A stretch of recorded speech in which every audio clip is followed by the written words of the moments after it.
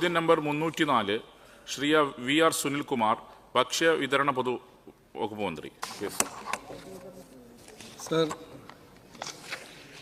A&B സാമ്പത്തിക നയപരിഷ്കരണങ്ങൾ, ആഗോള വിപണി സാധ്യതകൾ, പുത്തൻ സാങ്കേതിക വിദ്യയുടെ ആവിർഭാവം തുടങ്ങിയവ മൂലം സേവനങ്ങളുടെയും സാധനങ്ങളുടെയും വിപണി വലിയ മാറ്റങ്ങൾക്ക് വിധേയമായിട്ടുണ്ട്. സർ, സ്റ്റേബിൾ ചെയ്യുന്നോ? Thank you. Shri VR Sunilkumar. Sir, direct selling കമ്പനികളെയും ഡയറക്ട് സെല്ലർമാരെയും നിരീക്ഷിക്കുന്നതിനായി മോണിറ്ററിംഗ് സംവിധാനം രൂപീകരിച്ചതായി പറഞ്ഞുവല്ലോ. ഇപ്രകാരം ഒരു സംവിധാനത്തിന്റെ രൂപീകരണത്തിലേക്ക് നയിച്ച സാഹചര്യം വിശദമാക്കാം. മിനിസ്റ്റർ. സർ, 2021 ഡയറക്ട് സെല്ലിംഗ് കേന്ദ്ര ചട്ടങ്ങൾ കൃത്യമായി പാലിക്കുന്നുവെന്ന് ഉറപ്പുവരുത്തുന്നതിനായി സംസ്ഥാന സർക്കാരുകൾ ഒരു നിരീക്ഷണ സംവിധാനം ഏർപ്പെടുത്തണമെന്ന് പ്രസ്തുത ചട്ടങ്ങളിലെ ചട്ടം 11 നിഷ്കർഷിക്കുന്നുണ്ട്. സർ, ഇത്തരമൊരു പശ്ചാത്തലത്തിലാണ് സംസ്ഥാന സർക്കാർ നിരീക്ഷണ സംവിധാനവും മാർഗരേഖയും രൂപീകരിച്ചത്. ഈ സംവിധാനം ഡയറക്ട് സെല്ലിംഗ് കമ്പനികളെക്കുറിച്ച് കൂടുതൽ മനസ്സിലാക്കുന്നതിന് ഉപഭോക്താക്കളെ സഹായിക്കുന്നു. കൂടാതെ ചട്ടങ്ങൾ കൃത്യമായി പാലിച്ച് പ്രവർത്തിക്കുന്ന കമ്പനികൾക്ക് അവരുടെ വിശ്വാസ്യത ഉപഭോക്താക്കളെ ബോധ്യപ്പെടുത്തുവാനും സഹായിക്കുന്നു. സർ, ഡയറക്ട് സെല്ലിംഗ് മേഖലയുമായി ബന്ധപ്പെട്ട് വലിയൊരു ജനവിഭാഗം തൊഴിലെടുത്തു വരുന്നു. ഈ മേഖലയിലേക്ക് നിയമപരമായ പരിരക്ഷ നൽകുന്നതിലൂടെ ഇനിയും ധാരാളം ആളുകൾ ഈ മേഖലയിലേക്ക് കടന്നുവരും. ഈ മേഖലയിൽ തൊഴിലെടുക്കുന്നവർക്ക് സംരക്ഷണം നൽകാൻ സർക്കാർ എന്തെങ്കിലും നടപടി സ്വീകരിക്കുമോ? സർ, ഇന്ത്യയിൽ ഡയറക്ട് സെല്ലിംഗിന്റെ ഭാവി വളരെയധികം പ്രതീക്ഷ നൽകുന്നതാണ്. വരും വർഷങ്ങളിൽ ഈ വ്യവസായം മെച്ചപ്പെടുമെന്നാണ് കാണുന്നത്. ഇത് സ്വാഭാവികമായും കൂടുതൽ തൊഴിലവസരങ്ങൾ സൃഷ്ടിക്കുകയും സർക്കാരിന് നികുതി വരുമാനം ഉറപ്പുവരുത്തുകയും ചെയ്യും. ഉപഭോക്തൃ താൽപര്യം സംരക്ഷിക്കുക എന്നതാണ് വകുപ്പിന്റെ ഉത്തരവാദിത്വം. ഈ മേഖലയിൽ തൊഴിലെടുക്കുന്നവരുടെ തൊഴിൽ സംരക്ഷണവും ക്ഷേമവും തൊഴിൽ വകുപ്പുമായി ബന്ധപ്പെട്ടതാണ്. ആവശ്യമുള്ള പക്ഷം ആ വകുപ്പുമായി ആ വിഷയം ചർച്ച ചെയ്യുന്നതാണ്. Sir, Shri E. Chandrasekharan. Sir, direct സെല്ലിംഗുമായി ബന്ധപ്പെട്ട് രൂപീകരിച്ചിട്ടുള്ള മോണിറ്ററിംഗ് കമ്മിറ്റിയുടെ ചുമതലകൾ എന്തൊക്കെയാണ്? ഇതിൻ്റെ പരിശോധനയെ കണ്ടെത്തുന്ന, നിരീക്ഷണത്തെ കണ്ടെത്തുന്ന പ്രശ്നങ്ങൾ പരിഹരിക്കുന്നതിന് എന്തൊക്കെ മാർഗങ്ങളാണ് സ്വീകരിക്കുന്നത്? അത് കാര്യങ്ങൾ വിശദീകരിക്കാം. മിനിസ്റ്റർ. സർ, കമ്പനികളുടെ enrolment, direct selling rules violation സംബന്ധിച്ച് പരാതി സ്വീകരിക്കൽ, ഡയറക്ട് സെല്ലിംഗ് കമ്പനികൾ നടത്തുന്ന നികുതി വെട്ടിപ്പ്, മറ്റ് അനഭിലഷണീയ കച്ചവട പ്രവണതകൾ എന്നിവ സംബന്ധിച്ച് ബന്ധപ്പെട്ട എൻഫോഴ്സ്മെന്റ് അധികാരികളുടെ ശ്രദ്ധയിൽപ്പെടുത്തി നടപടി ഉറപ്പുവരുത്തുക. സംശയാസ്പദമായ കമ്പനികൾ, ഉൽപ്പന്നങ്ങൾ സംബന്ധിച്ച് ഉപഭോക്താക്കൾക്ക് മുന്നറിയിപ്പ് നൽകുക എന്നതൊക്കെയാണ് സർ മോണിറ്ററിംഗ് അതോറിറ്റിയുടെ ചുമതലകൾ. നിരീക്ഷണത്തിൽ കണ്ടെത്തുന്ന പിഴവുകൾ തിരുത്താൻ കമ്പനികൾക്കും ഡയറക്ട് സെല്ലേഴ്സിനും നിർദ്ദേശം നൽകുകയും നിർദ്ദേശങ്ങൾ പാലിക്കാതിരുന്നാൽ നിർവഹണ ഉദ്യോഗസ്ഥർ മുഖേന ഉചിതമായ നിയമ നടപടി സ്വീകരിക്കുകയും ചെയ്യും. മിനിസ്റ്റർ.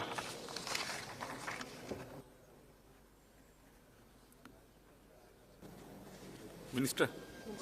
ശ്രീ മുഹമ്മദ് മൊഹസിൻ.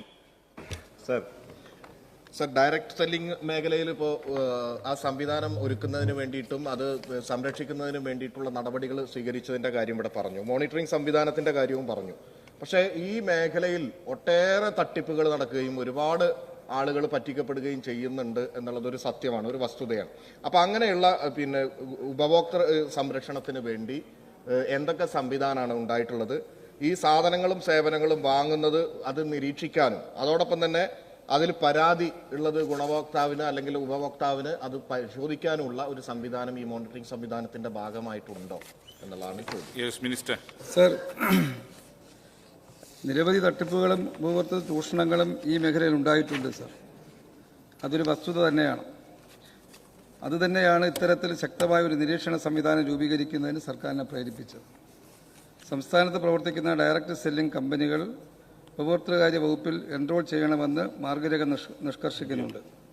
വിശദമായ പരിശോധനയ്ക്ക് ശേഷം യോഗ്യരായ കമ്പനികളുടെ പട്ടിക വെബ്സൈറ്റിൽ പ്രസിദ്ധപ്പെടുത്തും. അത്തരത്തിൽ എൻറോൾ ചെയ്യുന്ന കമ്പനികളുടെ ലിസ്റ്റ് പരിശോധിച്ച് ഉപഭോക്താവിന് കമ്പനിയുടെ വിശ്വാസ്യത ബോധ്യപ്പെടാവുന്നതാണ്. അറിവുണ്ടായിരിക്കുക എന്നതാണ് ചൂഷണം ഒഴിവാക്കുന്നതിന് അടിസ്ഥാനപരമായി വേണ്ടത്. ഇത്തരത്തിലുള്ള അറിവ് ഉപഭോക്താക്കളിലേക്ക് എത്തിക്കുക എന്നതാണ് ഈ മോണിറ്ററിംഗ് സംവിധാനത്തിലൂടെ സർക്കാർ ലക്ഷ്യം വയ്ക്കുന്നത്. ബഹുമാന്യ മുഖ്യമന്ത്രി നേരത്തെ ചില മറുപടി പറഞ്ഞ് നമ്മളെല്ലാം കേട്ടതാണ്. തട്ടിപ്പുകളെല്ലാം ഒഴിവാക്കാൻ നമ്മൾ വിചാരിച്ചാൽ മാത്രം കഴിയില്ല. ഉപഭോക്താക്കൾ അതിനെ സംബന്ധിച്ച് ജാഗ്രത ഉണ്ടായാൽ മാത്രമേ അതിന് കഴിയൂ എന്നുള്ളതാണ് സത്യം. Shri CC Mukundan. Sir, director സെല്ലുമായി ബന്ധപ്പെട്ട മോണിറ്ററിംഗ് അതോറിറ്റി രൂപീകരണത്തിൽ ഈ മേഖലയിൽ പ്രവർത്തിക്കുന്ന ട്രേഡ് യൂണിയൻ ഉൾപ്പെട്ടവരുടെ അഭിപ്രായവും നിർദ്ദേശങ്ങളും തേടിയിട്ടുണ്ടോ? വിശദമാക്കാമോ?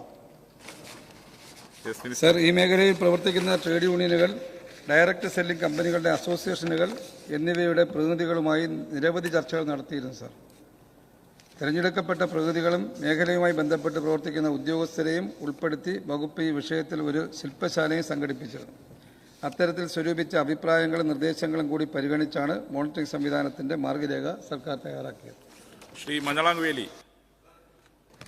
സർ, ഈ 2021 കേന്ദ്ര ചട്ടങ്ങളുടെ അടിസ്ഥാനത്തിൽ ഡയറക്റ്റ് സെല്ലിംഗ് കമ്പനികൾ നിയന്ത്രിക്കുന്നതിന് സംസ്ഥാനത്തും ഒരു മോണിറ്ററിംഗ് മെക്കാനിസം ആരംഭിച്ചിട്ടെന്ന് അങ്ങോട്ട് പറഞ്ഞു. സർ, എന്നിട്ടും തെറ്റിദ്ധരിപ്പിക്കുന്ന പരസ്യങ്ങളുടെയും കൃത്യമായ മേൽവിലാസമില്ലാതെയും ഉപഭോക്താക്കളെ കബളിപ്പിക്കുന്ന ഡയറക്റ്റ് സെല്ലിംഗ് കമ്പനികൾ സംസ്ഥാനത്ത് ഇപ്പോഴും സജീവമാണ്. ഇതിൽ കൂടുതൽ ഉൾപ്പെടുന്നത് സർ ചെറുപ്പക്കാരാണ്. അവരുടെ പർച്ചേസിങ് ഹാബിറ്റ് തന്നെ മാറി. ഡയറക്റ്റ് ഷോപ്പിലേക്ക് പോകുന്നില്ല, വീട്ടിലിരുന്ന് ഓർഡർ ചെയ്യുകയാണ്. അപ്പോൾ ഇവരൊക്കെ വളരെ വലിയ പ്രശ്നത്തിലേക്കാണ് എത്തിപ്പോകുന്നത്. സർ, അപ്പോൾ ഇതുവരെ ഈ മോശമായിട്ടുള്ള കമ്പനികൾ അവരുടെ ഒരു ലിസ്റ്റ് പ്രസിദ്ധീകരിക്കുമോ? ഈ ഡയറക്റ്റ് സെല്ലിംഗ് കമ്പനികളുടെ ലിസ്റ്റ് മോണിറ്ററിംഗ് സെറ്റിലുണ്ടായിരിക്കും. അത് പ്രസിദ്ധീകരിക്കുമോ? മോശമായ കമ്പനികളെയും ചീത്ത കമ്പനികളെയും സർ വേറിട്ട് അവരുടെ ലിസ്റ്റ് പ്രസിദ്ധീകരിക്കുമോ? അതാണ് എൻ്റെ ചോദ്യം. Yes minister. സർ, ഞാൻ നേരത്തെ വിശദീകരിച്ചു ആ വിഷയം. ഈ സംവിധാനം നമ്മൾ ആദ്യമായിട്ടാണ്, ഒരുപക്ഷെ ഇന്ത്യയിൽ ആദ്യമായിട്ടാണ് കേരളത്തിൽ ഇങ്ങനൊരു സംവിധാനത്തിലേക്ക് എത്തുന്നത്. ഇത് ആരംഭിച്ച് കഴിഞ്ഞതേ ഉള്ളൂ. അതിനെ സംബന്ധിച്ചുള്ള ലിസ്റ്റ് തയ്യാറാക്കുന്നുണ്ട്. യഥാർത്ഥ ഉപഭോക്താവിന് അടുക്കാൻ കഴിയുന്ന സ്ഥാപനങ്ങൾ ഏതാണെന്നും എന്നുള്ള വ്യക്തമായിട്ടുള്ള വിവരം പ്രസിദ്ധീകരിക്കുന്നതാണ്.